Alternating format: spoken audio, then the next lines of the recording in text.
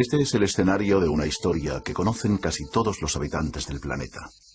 La historia de un viaje que transcurre en estos campos, pueblos, caminos y posadas de la península ibérica en los primeros años del siglo XVII. Una historia que ha llegado hasta nuestros días y sigue vigente. Pero ¿qué es lo que hace que esta obra sea tan conocida desde el mismo momento en que fue publicada hasta hoy en día? ¿Por qué está considerada la obra cumbre de la literatura castellana y una de las más importantes de la literatura universal? ¿Por qué sigue vigente? Para intentar averiguarlo, recorreremos los lugares donde sucede la novela y conoceremos la intensa vida de su autor. Prepárense para conocer y comprender lo que hay dentro, pero no está escrito, en una de las mayores obras literarias de todos los tiempos.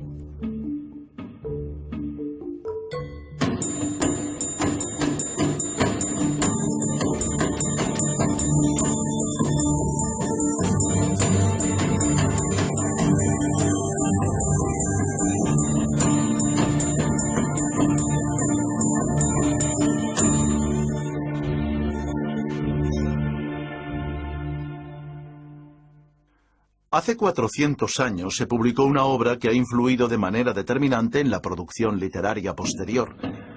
Don Quijote y Sancho Panza, los personajes, o su autor, Cervantes, han aparecido en sellos, monedas, medallas, ilustraciones, billetes, logotipos, anuncios publicitarios, carteles, y han dado nombre a calles, plazas, avenidas, restaurantes, hoteles, aviones, barcos, cines. 10 años después de su publicación, había sido traducido al francés, inglés e italiano. En la actualidad, se ha traducido a todos los idiomas que tienen escritura.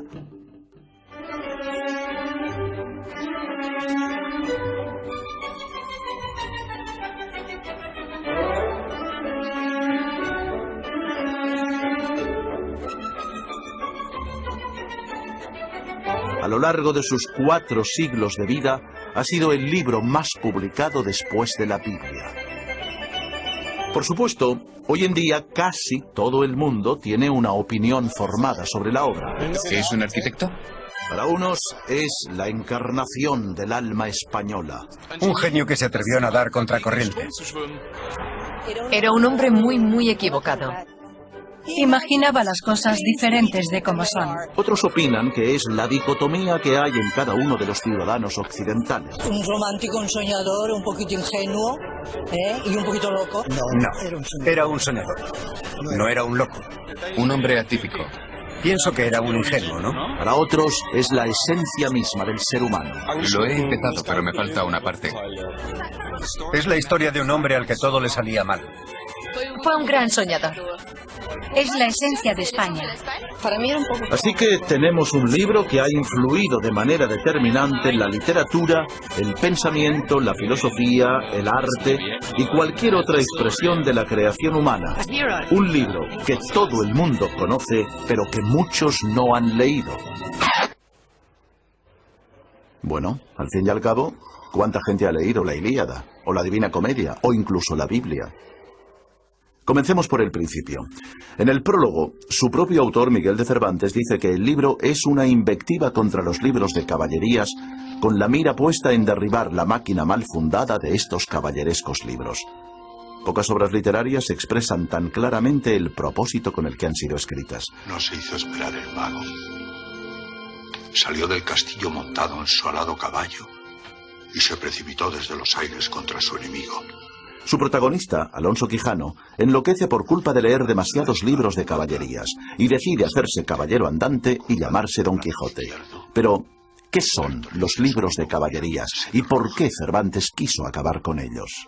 En la mano derecha un libro abierto, del que leyendo hacían hacer extrañas maravillas.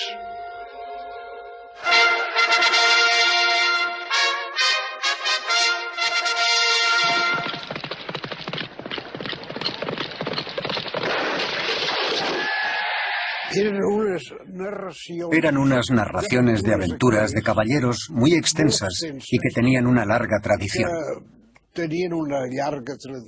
Era un poco huir de la vida normal, de aquello que pasaba constantemente, y buscar una literatura de imaginación y sobre todo de movimiento y aventura. A principios del siglo XV se produce un invento absolutamente revolucionario. La imprenta pone los libros al alcance de todos los que saben leer. 100 años después de que Gutenberg popularizara su invento, los libros más publicados son los de caballerías. Las primeras historias de este tipo habían aparecido en Francia en el siglo XII, con la leyenda del rey Arturo y el Santo Grial como eje principal. Rápidamente diversificaron sus temáticas y se extendieron por toda Europa.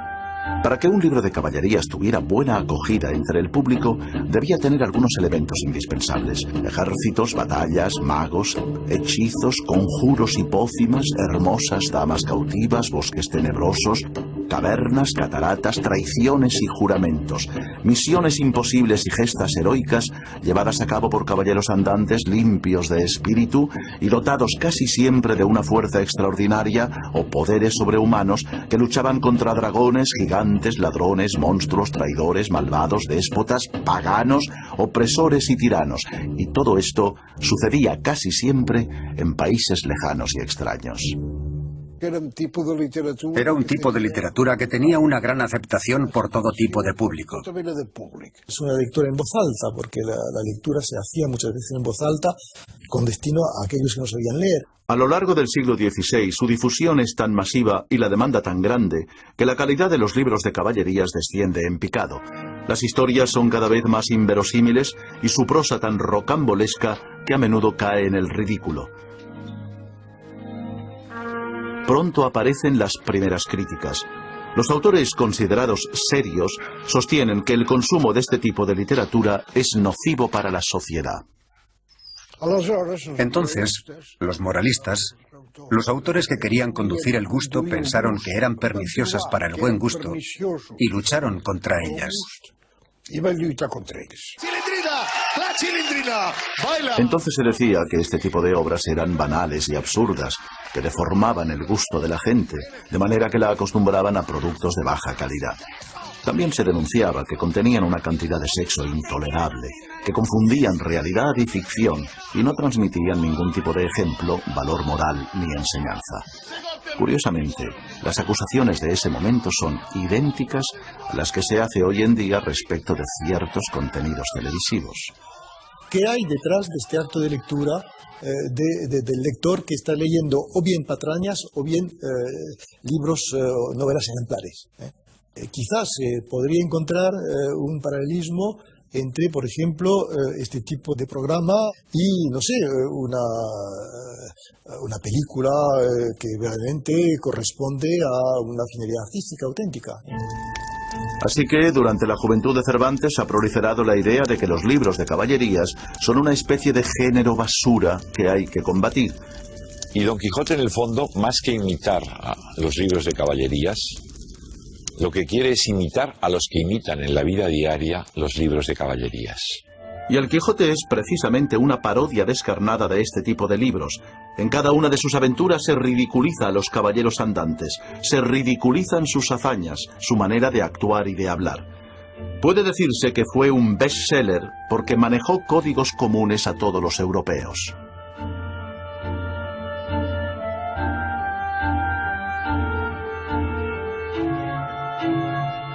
Bien, Cervantes decide escribir una historia con la clara intención de acabar con estos libros que, según él, no aprovechan a nadie y secan el seso del lector.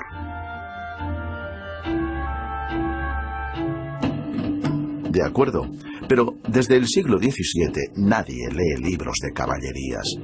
Sin embargo, Don Quijote continúa reeditándose. ¿Por qué? Tal vez porque su autor supo captar la complejidad del tiempo que le tocó vivir.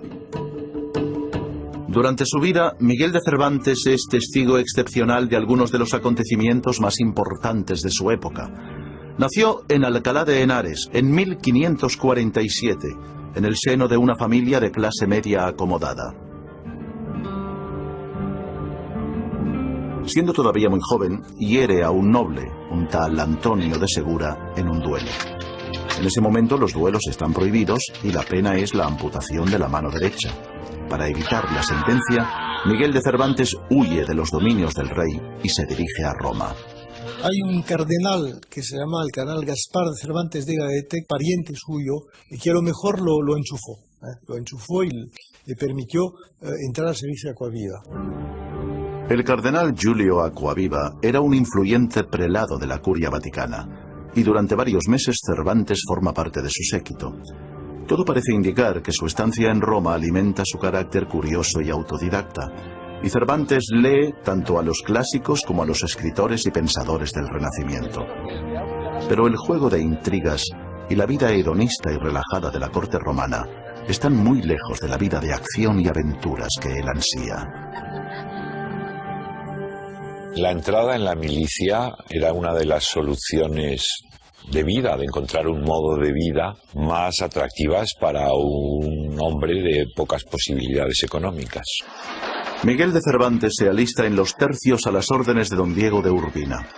En 1571 su compañía se embarca en Nápoles con dirección a Mesina, donde se reúnen las armadas española, veneciana y pontificia para formar la Santa Liga, que a las órdenes de Juan de Austria, hermano bastardo del rey Felipe II, va a enfrentarse a la escuadra turca.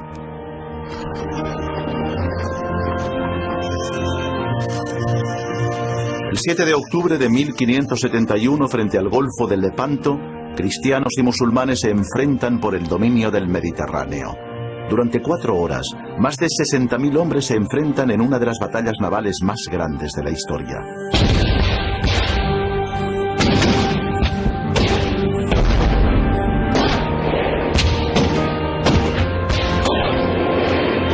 Miguel de Cervantes combate en primera línea a bordo de la galera marquesa. Tiene 24 años y continúa combatiendo después de ser herido en el pecho y en el brazo izquierdo.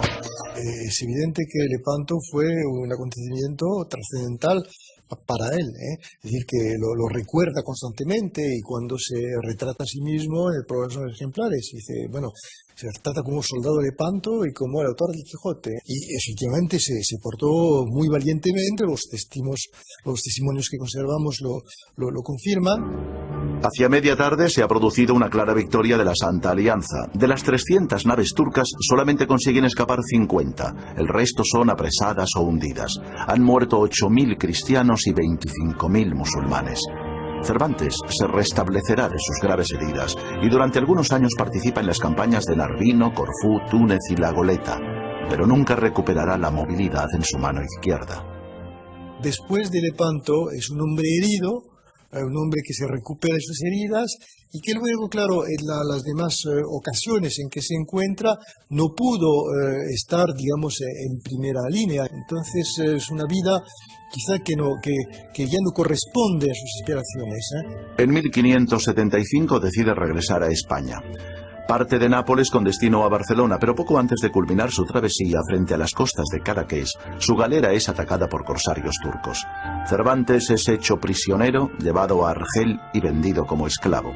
Su amo pide un rescate de 500 escudos, una cantidad que supera en mucho las posibilidades económicas de su familia. Le esperan 5 años y medio de esclavitud.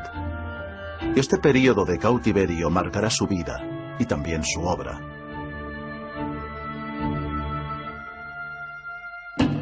Pero hagamos un paréntesis y volvamos al libro y a la pregunta que tratamos de resolver.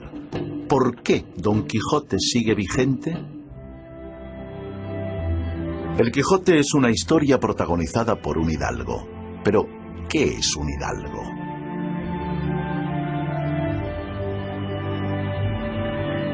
Durante toda la Edad Media, la sociedad se había organizado en 3 grandes grupos o estamentos: los que rezaban, los que trabajaban la tierra y los que hacían la guerra. Pero en el siglo XV, con la toma de Granada por los reyes católicos, la península ibérica comienza un período de paz. Lo que pasa es que en España hay una importancia numérica de los hidalgos que es el resultado de la reconquista. Entonces se multiplican estos hidalgos y viene un momento en que su función guerrera ya no se justifica como podía justificarse antes. Los hidalgos son los herederos de esta casta guerrera que ha quedado totalmente desfasada. Son la baja nobleza, que según la costumbre solo puede vivir de sus rentas. Algunos se aferraban nostálgicamente a una gloria familiar que a principios del siglo XVII les quedaba ya muy lejana.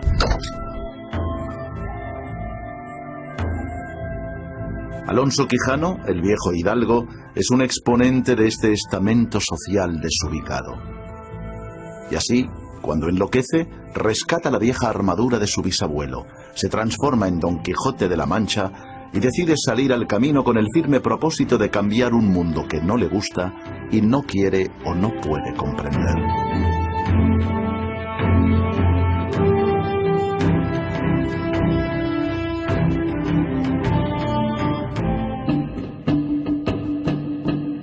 ¿Y qué hay de Sancho Panza? ¿Qué es? ¿Qué representa en esta historia? ¿Quién sabe si en pocos días no puede...? Lo que es innegable es que formalmente Don Quijote y Sancho Panza son una auténtica pareja de éxito. Responden a un arquetipo que se repite en infinitas narraciones de ficción.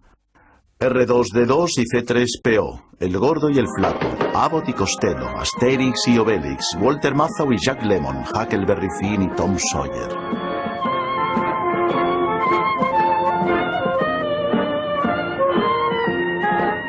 Si uno es rechoncho, el otro es espigado. Si uno es osado y audaz, el otro es conservador y algo miedoso. Si uno es culto, el otro es práctico. Si uno es pasional y desenfadado, el otro es reflexivo y formal. Hoy en día nos parece algo normal, casi evidente, pero se trata de una combinación que ha funcionado a lo largo de los siglos y que se difunde y populariza por primera vez con Don Quijote y Sancho Panza.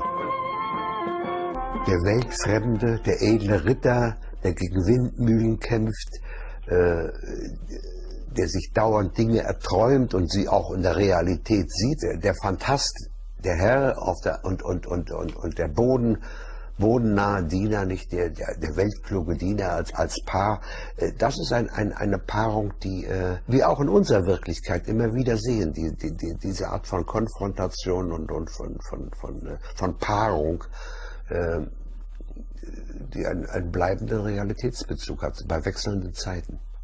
Da la visión ideal y la visión realista de los acontecimientos y del paisaje y el mundo de la Mancha, donde no pasa nada. Pero estas parejas son muy frecuentes en literatura. Conan Doyle lo recrea en sus personajes de Sherlock Holmes y el Dr. Watson, Dickens en Pickwick y Tolkien en los hobbits Frodo y Sam. Dos personajes que se complementan, que contrastan ofreciendo puntos de vista diferentes sobre cada episodio o aventura. Mr. Holmes? What? This morning, allow me to congratulate you on a brilliant bit of deduction. Dos personajes que discuten y conversan agilizando la narración, que se pelean y se reconcilian, que evolucionan, influenciándose mutuamente. Ya verás, Sancho, cuando venga a la luz la historia de los portentosos hechos que estamos a punto de protagonizar. ¿Y de comer qué? Un alimento espiritual. ¡Joder! Será la edad de oro, donde saldrán a la luz famosas hazañas dignas de tallarse en bronce. Ahí se trata de dos amigos. Ahí se han encontrado en lo mejor donde dos seres humanos pueden encontrar, ¿quién? En el respeto mutuo, en la comprensión mutua y en esa capacidad de decir, pues aquí tengo ahora un amigo. A mí, la relación que más me interesa y que más me conmueve es que es una relación de amistad. El Quijote y Sancho se hacen amigos y son amigos. ¿Y son amigos? Don Quijote se preocupa de Sancho como una persona se preocuparía por un hijo, ¿no? Y Sancho se preocupa de Don Quijote como un joven se preocuparía por su padre o su abuelo que ha perdido un poco la cabeza, ¿no? Nos hemos divertido tanto juntos. De acuerdo, no tiene uno chavo y con él se pasan hambre y fatigas. Pero es el único señor con el que me he topado en toda mi perra vida. Dicen que está loco. Pero loco o santo, quizás sea lo mismo. En definitiva, se trata del sentido común y la pasión, la fe y la razón, el pragmatismo contra el ideal, la visión práctica contra los sueños. Son partes complementarias de una misma cosa, la condición humana. Es un tipo de división de lo humano que ha impregnado la filosofía, la literatura, la mitología. Es una de las razones por las que el Quijote llega tan fácilmente a públicos tan distintos y también a épocas tan diferentes, ¿no? Lo único que no es ridículo son las pasiones humanas elementales, las fundamentales. Entonces, el ser humano está completamente al descubierto en el Quijote, en esa obra. Y eso, llegar a los elementos esenciales del ser humano, no va a pasar de moda jamás. Bien, quizá la obra sea un clásico porque combina personajes opuestos y complementarios, pero también combina lo trágico y lo cómico de manera magistral.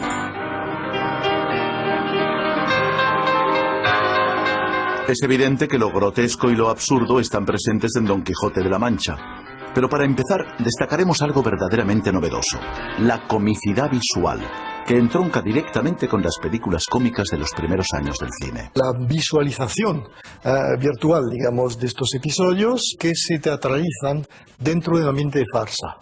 Claro, son episodios que se prestan precisamente a una traducción plástica. ¿Qué dice este hombre?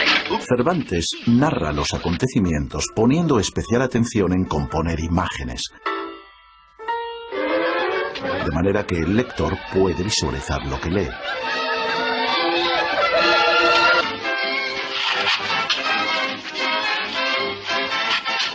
Muchas de las escenas, y algunas de las más divertidas del Quijote, a lo que recuerdan son a las viejas películas mudas de Chaplin, o a los dibujos animados, o a las farsas de títeres, donde todo acaba en garrotazos pegándose los unos contra los otros. Los trompazos, golpes, caídas y volteretas tan propias de las películas cómicas ya provocaban la risa de los lectores del Quijote en el siglo XVII. Y en realidad se trata de algo tan universal que continúa resultando cómico 400 años después. El Quijote o imparte o recibe golpes atroces, terribles, en razón de malentendidos, y eso, en lugar de movernos a compasión, nos mueve a risa, a carcajada. Muchos se atreven a decir que si Cervantes hubiese vivido en el siglo XX, probablemente hubiera sido director de cine. Es imposible saberlo. Quizá es una casualidad, pero estas imágenes de 1903 corresponden a la primera adaptación para el cine de un texto original, precisamente una película de 5 minutos sobre las aventuras de Don Quijote de la Mancha. En el famoso libro de Ludovico Ariosto, Orlando Furioso, que sin duda ha leído Alonso Quijano, el protagonista, preso de la ira, se retira a las montañas. Desnudo como un ermitaño, Orlando llora como un loco la pena de un amor no correspondido. Un episodio demasiado jugoso para que Cervantes no lo aprovechara y ridiculizara. Ya lo creo que puedo jurar que está loco. Pero además de la parodia y los gags visuales, también aparece el absurdo como forma cómica. Alza el yelmo. Por Dios que la vacía es buena y que vale un real de a 8. Con una evidente intención de ridiculizar a su personaje, Cervantes hace que recorra los caminos de España con una vacinilla de barbero en la cabeza. ¿De qué te ríes, Sancho? Hemos visto que la novela contiene altas dosis de humor, pero para muchos, El Quijote también es uno de los libros más tristes que se han escrito. Para comprender la parte trágica de la obra, haremos un pequeño paréntesis y volveremos con el autor al que hemos abandonado en una oscura celda del norte de África. Todavía está preso en Argel y ya lleva 5 años y medio en cautividad. Ha intentado fugarse sin éxito en 4 ocasiones cuando su familia consigue reunir el dinero suficiente para pagar su rescate. A su regreso a España en 1580 ha cumplido 33 años, no tiene dinero y ya no es un hombre joven. En 1585 publica su primera novela, La Galatea, una narración del género pastoril muy típica de la época que tiene un éxito relativo y no le permite solucionar sus problemas económicos. Ha estado mal sacado este trasunto. de la vida de Argel. Entonces prueba fortuna con el teatro, el verdadero espectáculo de su tiempo. Pero sus estrenos también pasan desapercibidos. Después, ¿qué quiere? Pues sobresalir en las letras. Es decir, yo creo que hay una ambición en Cervantes de cualquiera de las dos maneras. Como combatiente, como militar o como escritor. Y que esto se nota. El teatro de Cervantes, que es excelente, sin embargo, se ve reemplazado pronto, habiendo tenido un discreto éxito, por las comedias de Lope de Vega, más animadas, más imaginativas en ciertos aspectos, más irreales, más cercanas, en cierto modo, a la comedia musical que al teatro. Algo más tarde lo encontramos en Sevilla, donde trabaja como comisario real de abastos para las galeras reales, es decir, recaudador para la armada invencible que debía conquistar Inglaterra en 1588. Esto obliga al escritor a recorrer gran parte de España, con la desagradable misión de requisar cereales y aceite. Probablemente es lo peor que le puede ocurrir a alguien que se considera un aventurero. Pero estos viajes también le proporcionan una serie de experiencias inestimables. Los caminos, los paisajes, las ventas en las que se hospeda y el curioso elenco de viajeros que circulaban por España en el siglo XVI son una fuente inagotable de ideas y situaciones que años más tarde quedarán fielmente reflejados en su obra.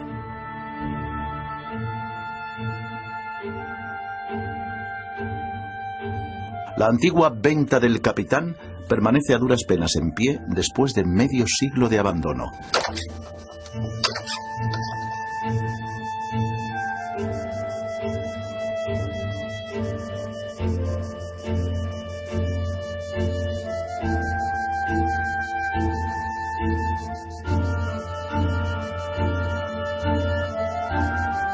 Todo parece indicar que Cervantes se hospedó en ella bastantes veces, y en ella situó algunos de los episodios memorables de las andanzas de Don Quijote.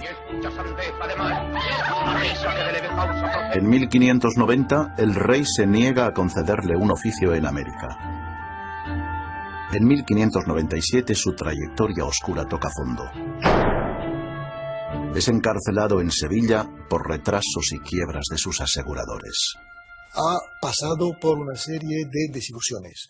Es decir, que Cervantes en ese momento ha conocido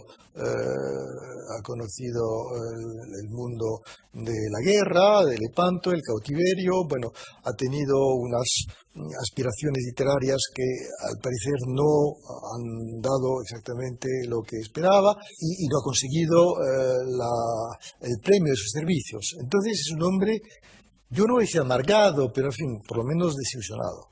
Cuando Cervantes es encarcelado tiene más de 50 años. Es muy probable que encerrado en su celda, en uno de los peores momentos de su vida, decida escribir Don Quijote de la Mancha. La novela refleja inevitablemente una cierta medida de desencanto, que en parte sin duda será autobiográfico. Una cárcel, si acaso, en el sentido de encontrarse en un mundo más pequeño, más modesto que el que él había soñado. La amargura que contiene la obra no fue apreciada por sus contemporáneos, que solamente la leyeron como un divertimento. Pero es evidente que la tragedia existe con toda su fuerza. Estuvo siempre ahí, oculta, aunque no apareció a los ojos de los lectores hasta un siglo y medio más tarde.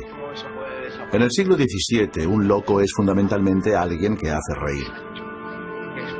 Pero el siglo XVIII es el siglo de las luces, y la razón se convierte en el instrumento para conocer el mundo. El loco se transforma en un ser mermado y discapacitado. La realidad es que el enfermo mental que puede representar a Don Quijote es un enfermo que no es tolerado, sobre todo en el siglo XVIII y XIX, o incluso en el siglo XXI. No es tolerado, y esa intolerancia no es lo que se ve en el Quijote, eso es algo más reciente. Más tarde, con la llegada del romanticismo en el siglo XIX, todavía va a aparecer una nueva visión trágica. El loco se transforma en héroe. Un héroe que tiene el valor de intentar ser lo que él quiere. Un héroe abocado irremediablemente al fracaso.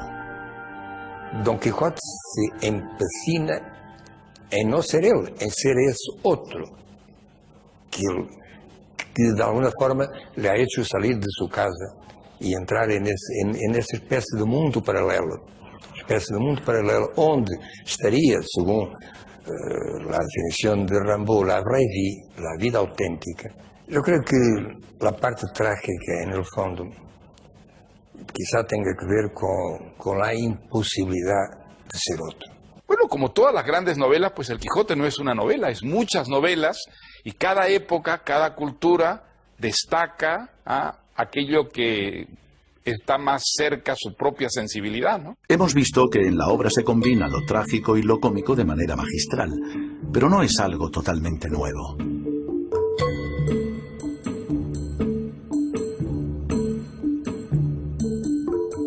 Entonces, ¿qué hay en el ingenioso hidalgo Don Quijote de la Mancha que sea verdaderamente novedoso? Mejor que vayas tú solo al Toboso. Sí. Y una vez allí le anunciarás mi visita. Toda la crítica literaria coincide en señalar al Quijote como un libro con el que nace un nuevo género. Se puede clasificar Don Quijote como la primera novela moderna, pero no seguramente el primer narrador moderno. Yo no creo que Cervantes haya inventado eso. No hay más que leer el primer capítulo de Don Quijote para ver que hay ahí mucho de un señor que se sentó, que tiene un auditorio pequeño o grande y que le va a contar una historia. En un lugar de la Mancha, etcétera, etcétera. Este es el narrador oral. Don Quijote empezó a ser escrito como un relato corto, pero Cervantes pronto se da cuenta de lo bien que funcionan sus dos personajes y decide alargar añadiendo casi 50 capítulos más. Yo creo que Cervantes improvisa mucho a lo largo.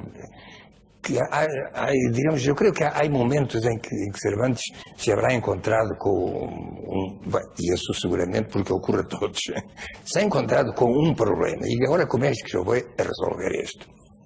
Y lo resuelve no fríamente, pero resuelve por la intuición, por el instinto casi. Sencillamente lo introduce y espera que la cosa funcione. Y lo maravilloso es que funciona. Yo creo que la novedad es total. Cervantes está primero dándonos una mesa de trucos, es decir, una posibilidad enorme de observar cómo se está haciendo una novela. Mientras estás leyendo a Cervantes, sobre todo si eres escritor, te das cuenta de que estás viendo la misma materia con la que trabaja. Cervantes ha conseguido contar una historia y formar parte de ella al mismo tiempo. Un juego narrativo en el que la realidad y ficción se confunden hasta tal punto que la mayoría de personajes que aparecen en la segunda parte han leído la primera.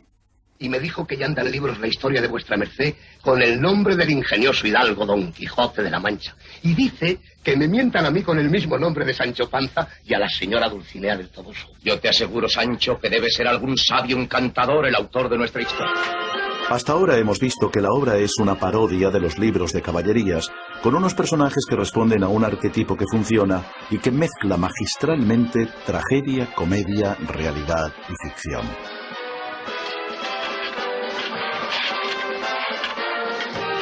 Pero, ¿qué representa Don Quijote actualmente?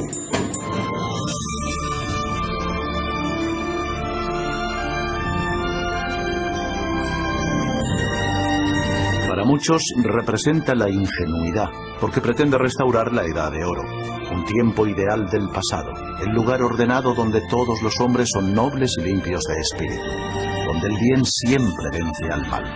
Don Quijote busca Camelot, el castillo del rey Arturo, quiere ser uno de sus caballeros para defender a los débiles y derrotar a los malvados. El Quijote tiene mucho de ingenuo, sobre todo por creerse que solo por el hecho de crearse a sí mismo existe. Pero claro, esto solo puede pensarlo alguien que cree que lo que dicen los libros es verdad, y solo puede ser un gran ingenuo. En él hay una apuesta por la decencia, por la honradez y por la integridad del ser humano. Después de ser nombrado caballero, ya está a punto para tener alguna aventura. Debe encontrar rápidamente a alguien a quien ayudar.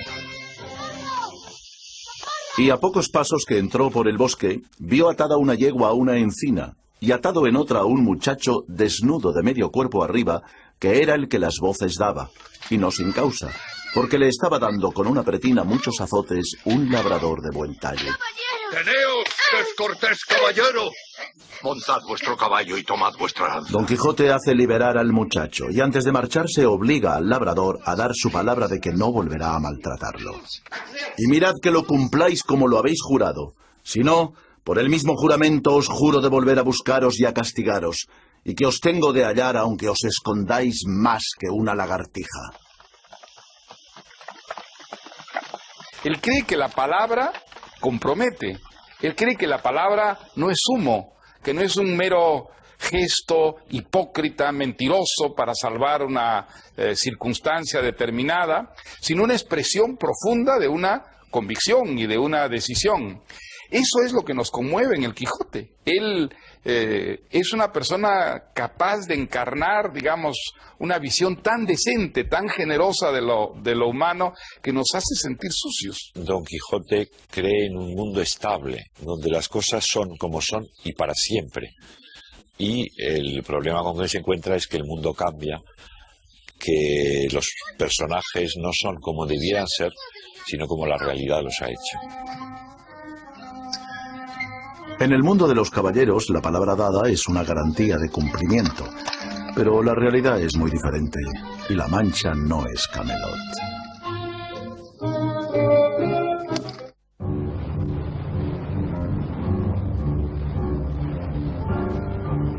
Don Quijote nos muestra una manera diferente de ver el mundo.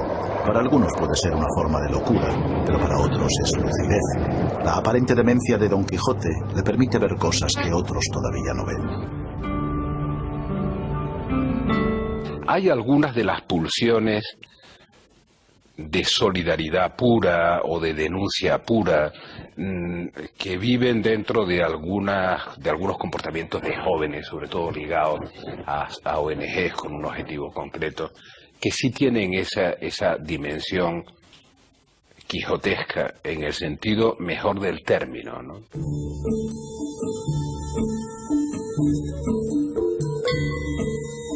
Una de las aventuras más conocidas y que ha generado más iconografía es el episodio en el que Don Quijote y Sancho Panza se topan con 20 o 30 molinos de viento en el campo de Criptana. La aventura va guiando nuestras cosas mejor de lo que acertáramos a desear, porque ves allí, amigo Sancho Panza, donde se descubren 30 o poco más desaforados gigantes con quien pienso hacer batalla y quitarles a todos las vidas. ¿De qué gigantes habláis, mi amo? Es que no los ves, agitando sus enormes brazos retadores. ¿Dónde ve vuesa merced tales gigantes? Lo que se mueve son las aspas de los molinos de viento. ¡Rendíos a mi fuerte brazo! ¡Rendíos ante Don Quijote de la Mancha! ¡Defendeos o entregadme vuestra voluntad! ¡Moriremos matadores! Y entonces él ataca a los molinos como una manifestación de rebeldía y de inconformidad. Y en eso también el Quijote pues está encarnando una actitud que es profundamente humana, la de la insatisfacción, la del rechazo del mundo tal como es. Son gigantes, quiero.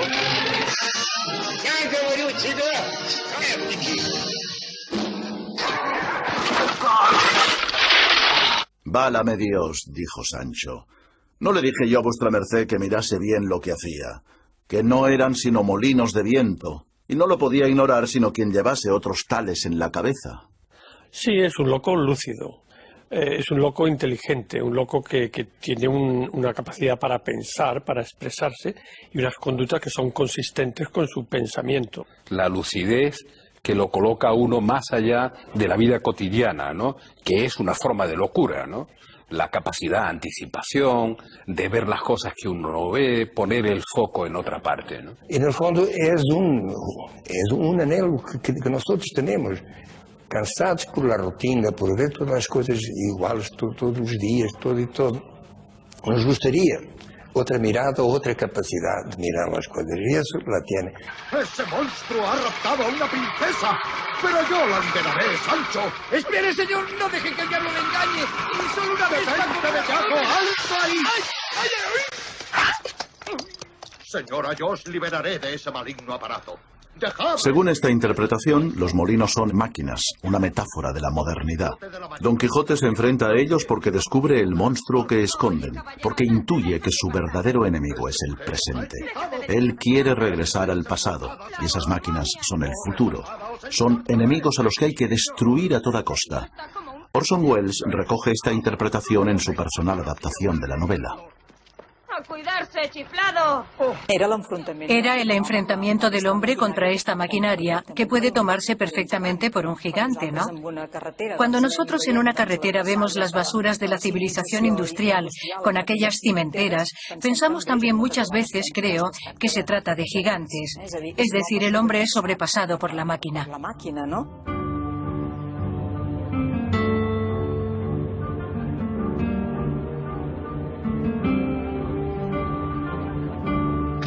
¡Quedas avisado, Frestón! De nada han de valer tus malas artes contra la bondad de mi espada.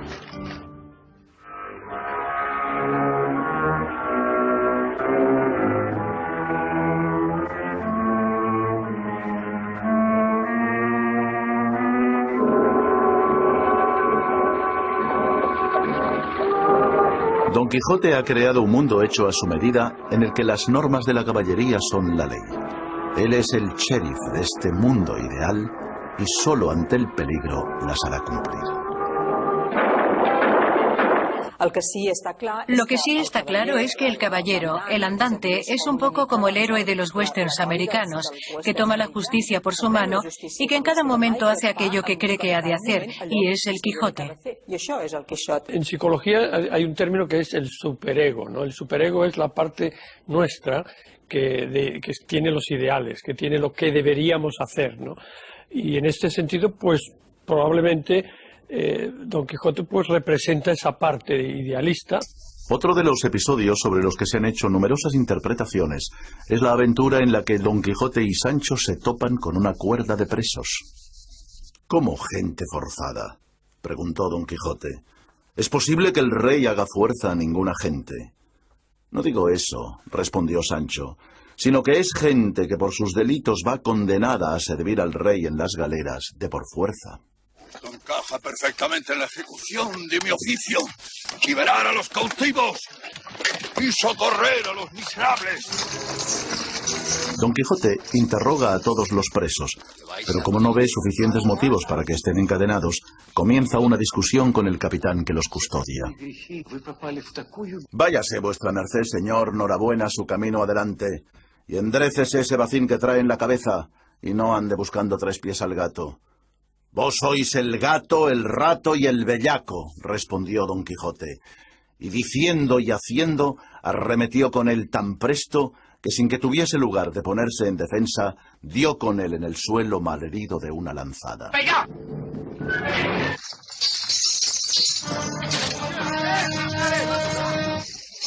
¿Por qué lo hace?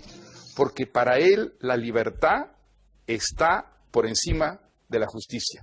La libertad humana es algo tan importante, tan trascendental, tan sagrado, que uno puede enfrentarse a los poderes terrenales en nombre de esa soberanía libérrima que lo lleva a él a poner en libertad a los delincuentes. Y ahora, en recompensa de haberos concedido la libertad, os ordeno que inmediatamente vayáis todos al Toboso y que allí coloquéis esas pesadas cadenas a los pies de la dama de mis pensamientos.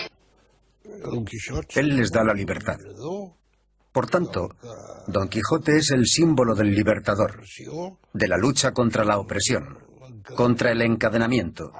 Y ya se ha encargado Cervantes antes de explicar que todos son unos malhechores. En el presente, Don Quijote es también un símbolo de la persecución de un ideal y de la lucha por causas perdidas. Para los lectores de nuestro tiempo, es un personaje utópico que cree en una justicia universal y que por tanto está condenado al fracaso. Él no puede hacer nada. Delante de aquella cuerda de presos ha de liberarlos porque su misión es esta, ¿no? Y este hecho es que después la lluvia de piedras que le cae encima es terrible. Y claro, el pobre Don Quijote no lo entiende porque sus propósitos son los de una utopía, son los de otra época. En 1605, cuando se publica la primera parte de El ingenioso hidalgo Don Quijote de la Mancha, Cervantes reside en Valladolid. Su obra se convierte en un éxito editorial sin precedentes. Pero a pesar de que ha creado una historia que continuará conmoviendo a la humanidad durante los próximos 400 años, no ha podido obtener prestigio como hombre de letras. Cervantes no escribe ninguna epopeya, no escribe estas obras ambiciosas que, significaban un alto grado de reconocimiento por parte del público. Escribe este libro que no entra en ningún... no se puede encasillar, en el sistema de organización de literatura de aquel entonces. Él está innovando. Y en este sentido sí que hace una cosa interesante. Pero quien lo lee, sobre todo, no son los más ilustrados. No son, pues, la gente que a él le interesaría. Cervantes quiere hacer una literatura de la vida, de la realidad, de la humanidad. Y eso sencillamente no estaba de moda. No era lo que presidía el panorama y la actividad literaria de la época.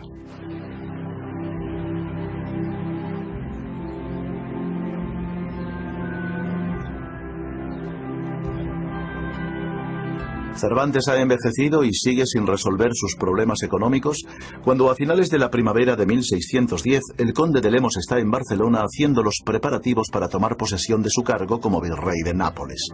El conde ha encargado a dos poetas, los hermanos Argensola, la formación de una especie de corte literaria a sueldo que deberá acompañarlo a su nuevo destino. Todo parece indicar que en el verano de aquel mismo año, Cervantes se trasladó a Barcelona con la intención de entrevistarse con el conde de Lemos y partir con él hacia Nápoles. Frente al antiguo puerto de Barcelona, en primera línea de mar, todavía se conserva un edificio en el que, según la tradición, se hospedó Cervantes.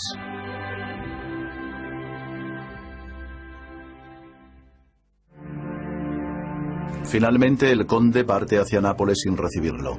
Desde la ventana de su habitación puede ver cómo las naves de Lemos se alejan en el horizonte. Ha perdido la última oportunidad de resolver sus problemas económicos y de obtener el reconocimiento literario que merece. Pero las malas noticias todavía no han terminado. En 1614, un tal Avellaneda escribe y publica una continuación de las aventuras de Don Quijote.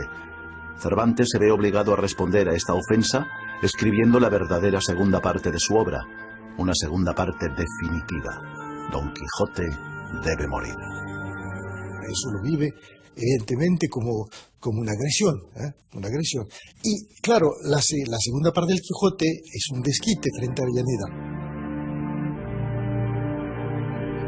Don Quijote y Sancho Panza acaban sus andanzas en la playa de Barcelona. Como en numerosas narraciones de todos los tiempos, el héroe se enfrenta al duelo final. Su antiguo amigo y vecino, el bachiller Sansón Carrasco, disfrazado como caballero de la Blanca Luna, lo reta al amanecer. El derrotado deberá renunciar a su dama y abandonar el ejercicio de la caballería. La escena que más me impresiona de todo el Quijote es precisamente aquella en la que es vencido, aquí, en nuestra playa, y dice: Dulcinea es la más hermosa del mundo y yo el más desgraciado, y por tanto mátame, pero yo no puedo renunciar a decir esto.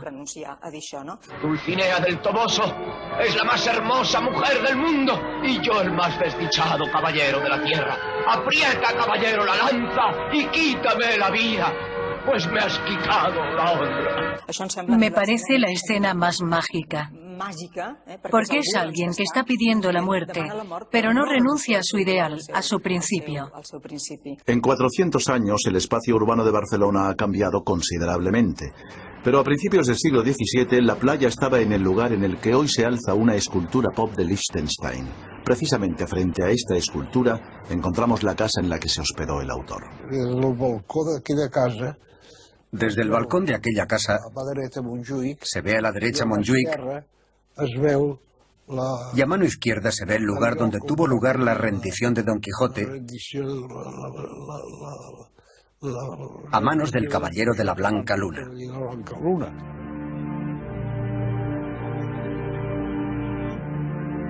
Muchos especialistas han buscado paralelismos entre la vida de Cervantes y Don Quijote. Es posible que solo sea una casualidad, pero el lugar en el que Cervantes sufrió su mayor derrota personal es el lugar exacto donde su gran personaje es definitivamente vencido.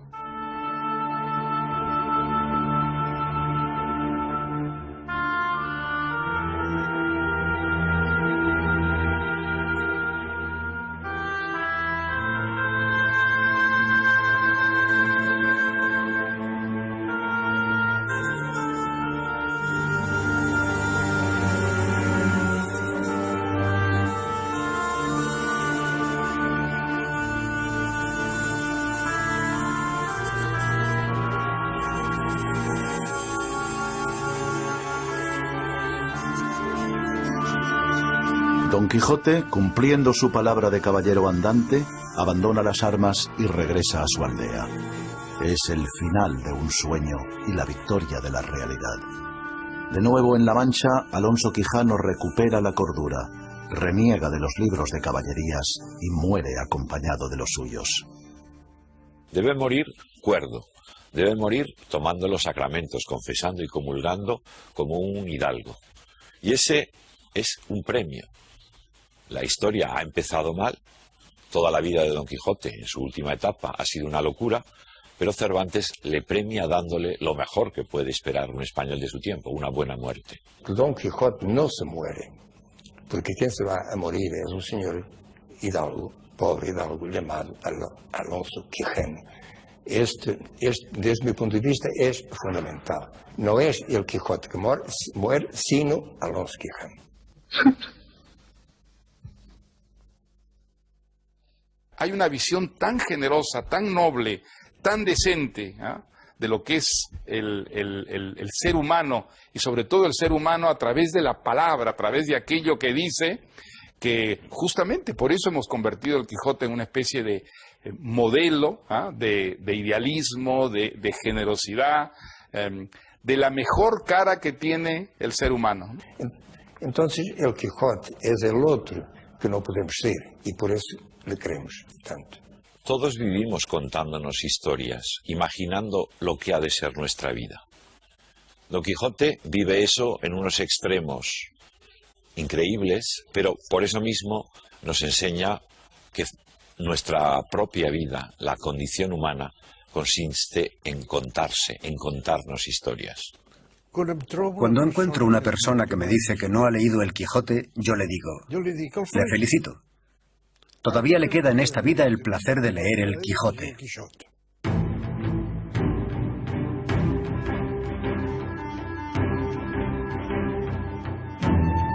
Hemos intentado averiguar por qué esta historia sigue viva 400 años después. Ninguna de las respuestas es definitiva, pero lo cierto es que este libro sigue cautivando a quien lo lee. Tal vez sea porque Don Quijote y Sancho Panza cabalgan juntos para siempre en lo más profundo del alma humana.